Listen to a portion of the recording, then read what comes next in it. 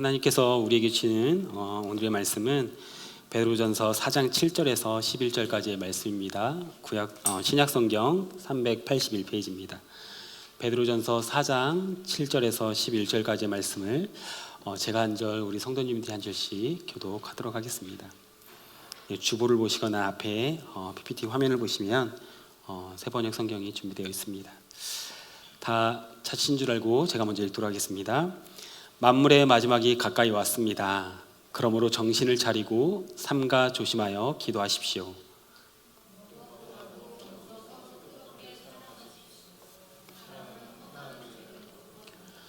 불평 없이 서로 따뜻하게 대접하십시오.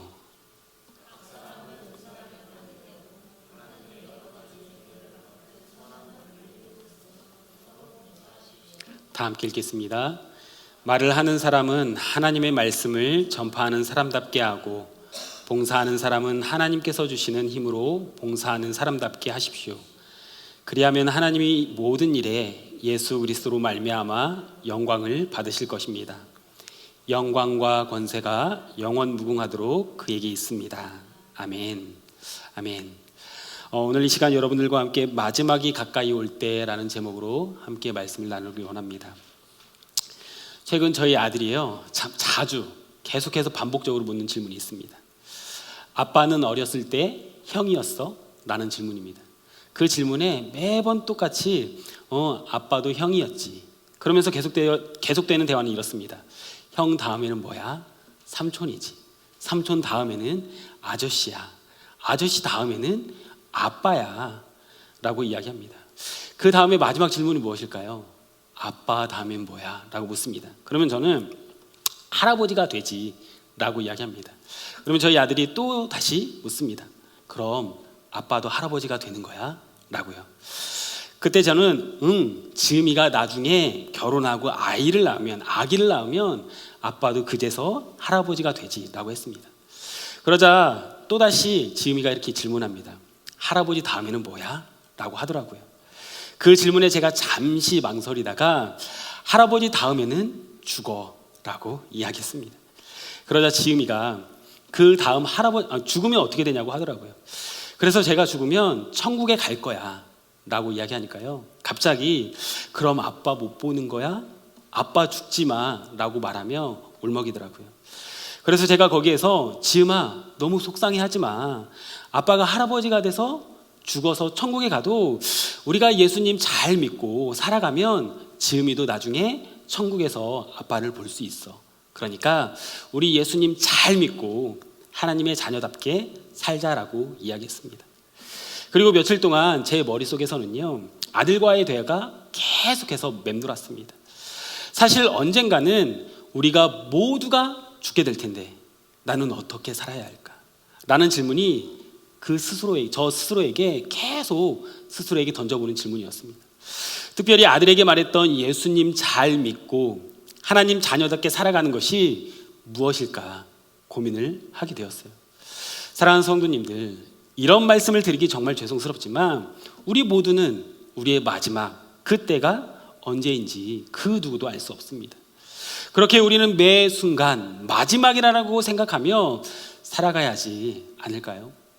특히 만만치 않은 삶의 연속인 우리의 인생 가운데 말입니다. 사실 오늘 본문인 베드로전서 후서의 중요한 주제가 바로 마지막 때입니다. 왜냐하면 당시 소아시아 지역에 흩어져 살던 성도들의 삶이 정말 만만치 않았기 때문이에요. 그렇게 고달프고 힘든 삶을 살아가는 그들은요, 그래서 마지막 때, 곧 그들이 간절히 기다리고 소망했던 예수님께서 다시 오실 그 순간, 예수님께서 떠나시면서 내가 곧 올 것이다 라고 했던 그 말을 믿음으로 그 순간만을 간절하게 갈망했던 것일지 모릅니다. 그래서 고난을 많이 이야기하는 베드로 전서는요, 마지막 때를 살아가는 우리들에게, 만만치 않은 시간들을 살아가는 성도들에게 어떻게 살아가야 할지 도전을 주고 있습니다. 그렇다면 오늘 본문은 마지막 때를 준비하며 살아가는 우리들 또한 그리스도인들에게 어떤 은혜와 도전을 줍니까? 마지막이 가까이 올 때 우리 그리스도인들은 어떤 삶을 살아야 할까요? 첫 번째, 정신을 바짝 차리고 기도해야 합니다. 본문 7절 말씀입니다. 우리 다 같이 한번 읽어볼까요? 시작. 만물의 마지막이 가까이 왔습니다. 그러므로 정신을 차리고 삼가 조심하여 기도하십시오. 사랑하는 성도님들, 기도하라 라고 이야기하는 베드로의 권면이 너무 평범해 보이지 않습니까? 그런데 제가 이렇게 여러분들에게 질문을 드려볼게요. 정말 기도하고 계십니까? 정말 기도하십니까? 사실 오늘 본문인 7절을 헬라어 성경을 보면은요, 사도 베드로의 의도를 잘 파악할 수 있습니다. 새번역 성경은 정신을 차리고 삼가 조심하여 기도하십시오 라고 이 말씀을 유연하게, 그러니까 권면하듯이 부탁하듯이 번역을 하는데요, 본문에서 정신을 차리고 삼가 조심하여 이 말은요, 사실 헬라어 원어는 명령을 하고 있는 것입니다. 강하게 이야기하고 있는 거예요. 그리고 기도하십시오 라는 것은요, 목적 전치사구로 사용되었습니다. 그러니까 본문의 정확한 의도는 너희들이 기도를 하기 위해서 정신을 차리라고, 너희가 제발 조심하라고 이야기하는 것입니다. 그래서 본문 7절 말씀을 문법에 더 충실하게 나름 번역을 하면 아마 이와 같을 것입니다. 만물의 마지막이 가까이 왔습니다. 그러므로 기도하기 위해 정신을 차리고 삼가 조심하십시오. 기도하기 위해서 너희들이 정신을 차리고 조심하라고 이야기하는 것입니다. 사랑하는 성도님들, 우리가 어느 때보다 기도해야 할 때임을 알매도요, 우리는 기도를 하지 않을 때가 너무 많습니다. 기도가 안 될 때가 너무 많아요. 어느 때보다 말씀을 붙잡고 이 시간들을 헤쳐나가야 하는데 말씀이 귀에 잘 들어오지 않습니다. 그래서 자꾸만 딴 생각을 하죠. 다른 행동을 합니다. 그러면 우리의 마음이, 나의 마음이 점점 불안해지고 심각해집니다. 사도 베드로는 이런 우리에게 만물의 마지막이 다가오고 있으니까 제발 너희들이 기도하기 위해 정신 차리고 깨어 있으라고 이야기하는 것입니다. 만만치 않은 삶 가운데 기도하기 위해 정신을 바짝 차려라 라고 말이죠. 당연한 말입니다. 그런데 우리가 못하고 있는 것이 사실 아닙니까? 기도하지 못하고 있는 것이 우리의 현실 아닙니까? 사랑하는 성도님들, 기도하지 않고 어떻게 우리가 그리스도인의 삶을, 성도의 삶을 살아갈 수 있을까요? 가정을 꾸려가면서, 자녀를 양육하며 비즈니스를 운영하면서, 또한 내가 일하고 있는 그 일터에서, 삶의 현장에서 사람들의 관계 가운데 맞닥뜨려지는 그 상황을 어떻게 정신 차려 기도하지 않고 이겨나갈 수 있을까요? 기도는 해야 돼서 해야 하는 것이 아니라, 해야 돼서 하는 것이 아니라 우리가 살아가기 위해서, 살기 위해서 해야 하는 것이 바로 기도입니다. 기도는 우리 영혼의 호흡이죠. 호흡이 멈추면 우리는 힘을 잃어 우리의 생명이 죽어가듯, 아니 우리가 죽듯 우리가 기도를 잃어가면, 기도하지 않으면 우리의 영혼이 죽어가는 것입니다. 그런데 기도하면 내 삶에 하나님의 시각으로 보게 되기 시작하고요, 내 삶이 조금씩 이해되기 시작합니다. 그래서 내 삶은 변하지 않는데, 늘 똑같은데, 바뀌지 않는데 기도를 하면서 내 삶을 향한 하나님의 선하시고 온전하신 뜻을 바라보고 소망하게 됩니다. 결국 기도하면서 내 시각으로, 내 형편으로, 내 생각으로는 도저히 견딜 수 없는 그런 현실들이 하나님의 시각으로 바라보며 이해하고요, 버티고 견디고 그리고 승리하게 하는 주님을 우리가 만나게 된 것입니다. 언제요? 기도할 때 말입니다. 사랑하는 성도님들, 다시 한번 질문 드려볼게요. 기도하고 계십니까? 기도하고 있습니까? 지금 우리가 정신을 차리고 깨어서 기도해야 할 때입니다. 가정을 위해, 자녀들을 위해, 또한 비즈니스를 위해, 또한 나의 비즈니스는 아니지만 내가 일하고 있는 그 일터를 위해, 또한 내가 만나고 있는 모든 관계를 위해 우리가 기도해야 할 때입니다. 기도하지 않고서는요, 마지막 때를, 우리의 고난의 시기를 헤쳐갈 수 있다라고 이야기하는 사단의 유혹에 빠지지 않기를 주님의 이름으로 축복합니다.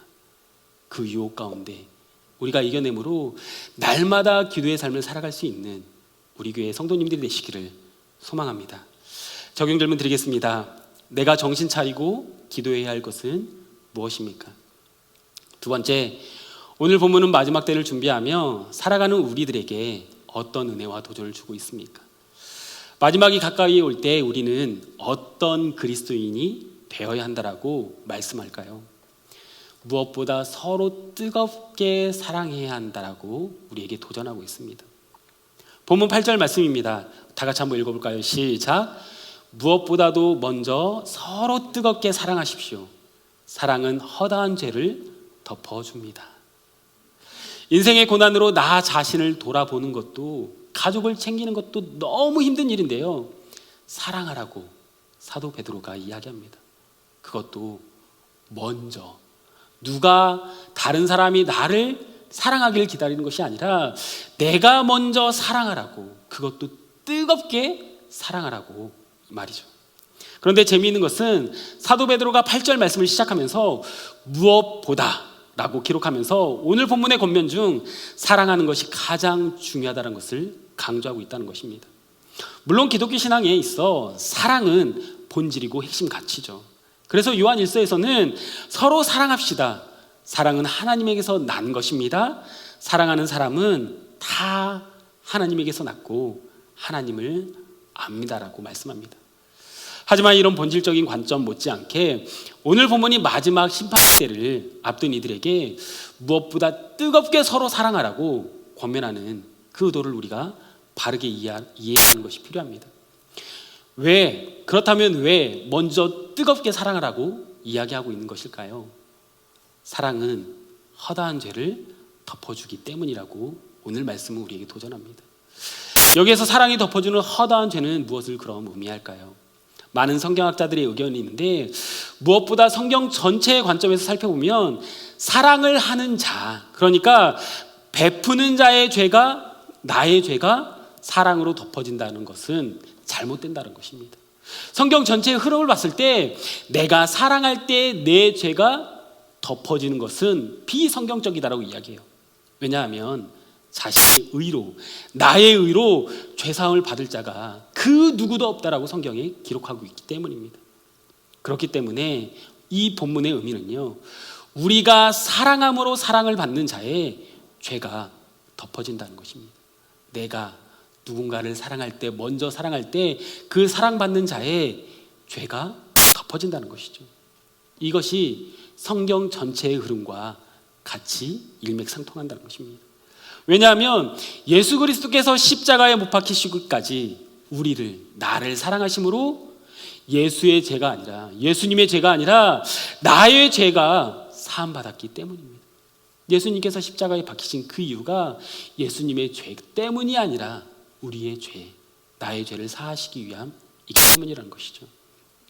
그럼 대체 사도 베드로는 왜 마지막 때를 살아가는 우리들에게 뜨겁게 사랑하라고, 그러므로 사랑받는 자의 죄를 덮어주라고 권면하고 있는 것일까요?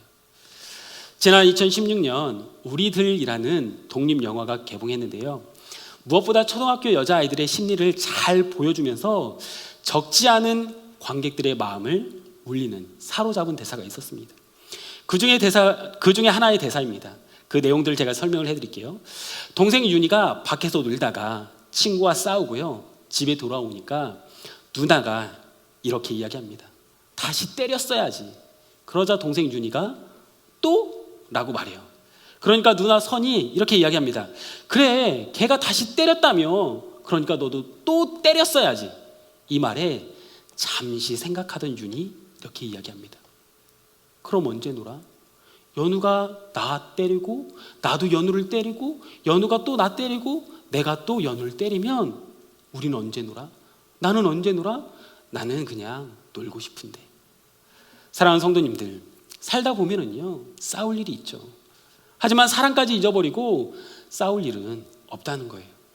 그런데 사는 게 어려울수록, 힘들수록 우리는 사랑을 잊어버리게 됩니다. 그래서 사도 베드로가 오늘 본문을 통해 권면하고 있는 거예요. 마지막 때를 살아갈수록, 힘든 시간을 보낼수록 무엇보다 너희들이 서로 뜨겁게 사랑해야 한다고 말입니다. 이게 바로 크리스천의 삶의 방식이라는 거예요. 그러면서 무엇이라고 다시 한번 권면합니까? 본문 9절 말씀입니다. 불평 없이 서로 따뜻하게 대접하십시오. 당시 초대교회에는 순회 전도자들이 가정교회가 있는, 그러니까 그 당시 초대교회가 있는 곳을 방문하게 되면요, 그곳의 성도들이 이들에게 숙소와 식사를 대접하는 것이, 그들에게 제공하는 것이 일반적이었습니다. 그런데 이때 성도들의 삶이 어렵고 형편이 힘들면은요, 불평이 생길 수밖에 없었다라는 거예요. 그래서 사도 베드로는 그럼에도 너희가 뜨겁게 사랑하며 따뜻하게 대접하라고 권면하고 있는 것입니다. 너희가 힘들지라도 너희를 찾아오는 그 순회 전도자들에게, 복음을 전하는 자들을 뜨겁게 사랑하고 따뜻하게 대접하라고 이야기하는 것입니다. 사랑하는 성도님들, 어린 동생인 윤희의 말처럼 원망하고 불평하고 싸우면 우리가 언제 사랑할 수 있을까요? 때리기만 하면 언제 놀 수 있을까요? 싸우기만 하면 우리가 언제 사랑할 수 있을까요? 백범 김구 선생이 이런 말을 했다고 합니다. 지옥을 만드는 방법은 간단하다. 가까이 있는 사람을 미워하면 된다. 천국을 만드는 방법도 간단하다. 가까이 있는 사람을 사랑하면 된다. 사랑하는 성도님들, 여러분은 지옥을 만들어가고 있습니까? 아니면 천국을 만들어가고 있습니까? 먼저 가까이 있는 가족들을 더 뜨겁게 사랑할 수 있는 여러분들이 되시기를 축복합니다. 그리고 여러분 주변에 있는, 눈물을 흘리고 있는 믿음의 지체들, 이웃들을 우리가 할 수 있는 대로 최선을 다해 뜨겁게 사랑해 줄 수 있는 우리 성도님들이 되시기를 주님의 이름으로 축복합니다. 그렇게 나를 향하신 예수 그리스도의 십자가 사랑을 기억함으로 가족을, 또한 이웃을, 믿음의 지체를 뜨겁게 사랑하며 대접할 수 있는 저와 성도님들, 우리 교회가 되시기를 주님의 이름으로 축원합니다. 적용질문 드리겠습니다. 내가 불평 없이 대접해야 할 가족, 이웃은 누구입니까?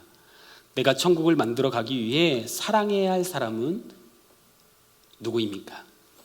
마지막으로 오늘 본문은 마지막 때를 준비하며 살아가는 우리들에게 어떤 은혜와 도전을 주고 있습니까? 마지막이 가까이 올 때 우리는 어떤 그리스도인이 되어야 할까요? 하나님께로부터 받은 은혜로 섬겨야 합니다. 본문 10절 말씀입니다. 우리 다 같이 한번 읽어볼까요? 시작. 각 사람은 은사를 받은 대로 하나님의 여러 가지 은혜를 맡은 선한 관리인으로서 서로 봉사하십시오. 우리는 은사라고 이야기하면은요, 방언이나 예언, 치유나 축기 등의 영적 은사를 생각할 때가 너무나도 많습니다.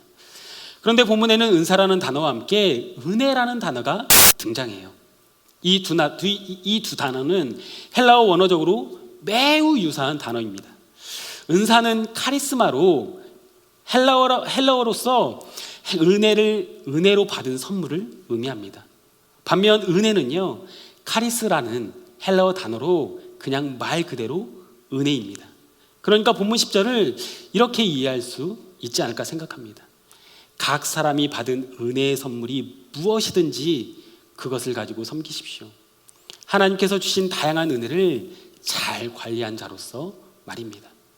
결국 본문 10절 말씀은요, 하나님께 그동안 받은 그 은혜의 선물을, 내가 받은 그 은혜의 선물을 가지고 마지막 때의 서로를 잘 섬기라는 것입니다.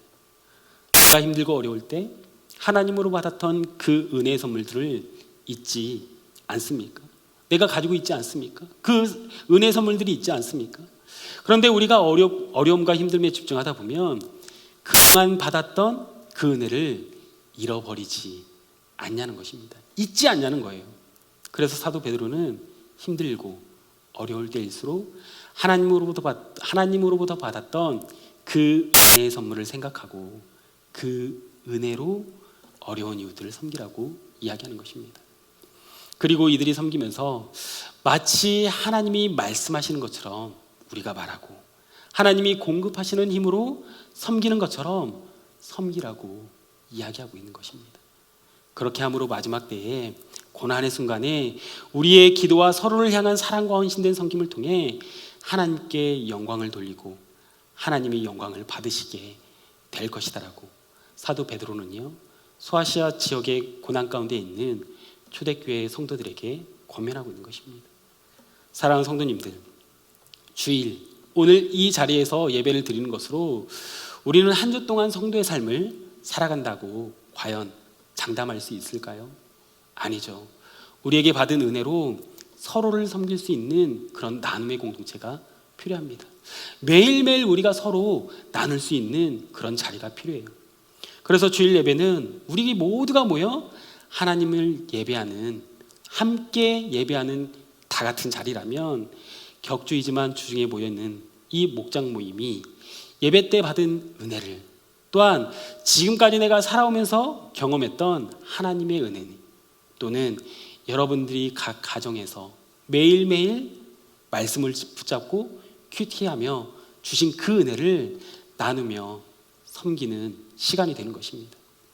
그래서 우리가 목장 모임을 통해 서로 연결이 되어주고요, 그 자리를 통해 서로를 권면하고 내가 그동안 받았던 은혜, 주일 말씀을 통해 받았던 은혜, 또한 한 주를 살아가며 큐티를 통해 나에게 주신 그 도전의 은혜를 나누며, 또한 그 나눔을 통해 축복하고 섬길 수 있는 것입니다. 사랑하는 성도님들, 섬겨야 한다는 것이 꼭 누군가를 도와야 하는 것이 아님을 우리는 기억해야 합니다. 섬긴다는 것은 오늘 본문의 말씀처럼 내가 그동안 받았던 하나님의 은혜를 나누는 것이 될 수 있습니다. 내가 이렇게 살아가는데 내가 힘들 때 하나님이 나에게 이런 은혜를 주셨다. 당신이 지금 힘들지만 당신에게도 이런 하나님의 은혜가 부어질 것이다 라고 이야기하는 것, 나누는 것이 바로 섬김이라는 것입니다. 누군가를 내가 물질적으로, 내가 육체적으로 도와주는 것만이 섬김이 아니라 내가 그동안 받았던 그 하나님의 은혜를 나누는 것 자체가 섬김이라는 것이죠. 오늘의 본문의 말씀처럼 우리가 계속해서 하나님께서 나에게 주셨던, 나에게 베풀어 주셨던 그 은혜를 나눌 수 있는 이 성도님들이 되시기를 소망합니다. 더 나아가 내가 받은 하나님의 은혜를 나눔으로 서로를 섬길 수 있는 우리의 가정이 되시기를, 일터가 되시기를, 그리고 우리 교회가 될 수 있기를 주님의 이름으로 축원합니다. 마지막으로 적용 질문 드리겠습니다. 내가 받은 은혜의 선물은 무엇입니까? 내가 받은 은혜를 나눌 사람은 누구이고 나눌 수 있는 자리, 그곳은 어디입니까? 이 시간 주신 말씀을 기억하며 우리 함께 기도하며 나아가겠습니다. 사도 베드로는 소아시아 지역에 흩어진 그리스도인에게 마지막이 가까이 올 때 그 시간을 이야기하며 어떤 자세로 그들이 살아가야 할지를 이야기하며 권면하고 있습니다. 사실 이 권면이 소아시아 지역에 흩어져 있던 초대교회 성도들에게만 국한되는 것이 아니라 사실 오늘을 살아가는 우리들에게 정말 절실히 필요한 말씀이지 않을까 생각이 되어집니다.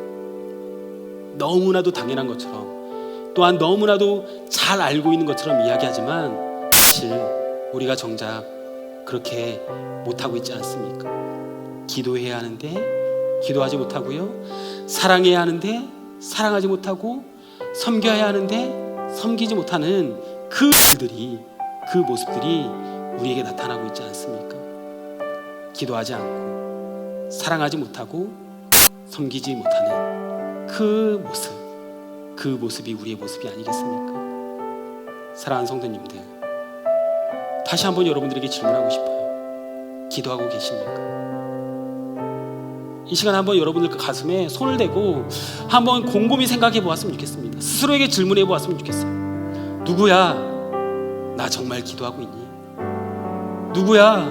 내가 정말 힘들고 어려울 때, 정말 막막했을 때, 정말 어떤 환경 속에서 정말 내가 아무것도 없을 때 내가 정말 기도했냐? 라고 한번 질문해 보았으면 좋겠어요. 사랑하는 성도님들, 오늘 사도 베드로는 우리에게 기도하라고 이야기합니다. 근데 그렇게 기도할 때 정신을 차리고 기도하라고 이야기해요. 힘든 것에 그냥 낙심에 주저하는 것이 아니라 그럼에도 정신 차리고 우리에게 기도하라고 이야기합니다. 삼가 조심히 기도하라고 우리에게 권면합니다. 또 우리에게 서로 사랑하라고 이야기하고 있습니다. 서로 사랑하십니까? 사랑한다라고 말은 하는데 정작 내 마음은 그들을 품지 못하고 그들을 미워하고 그들을 멸시하고 그들을 심지어 증오까지 하고 있지 않습니까?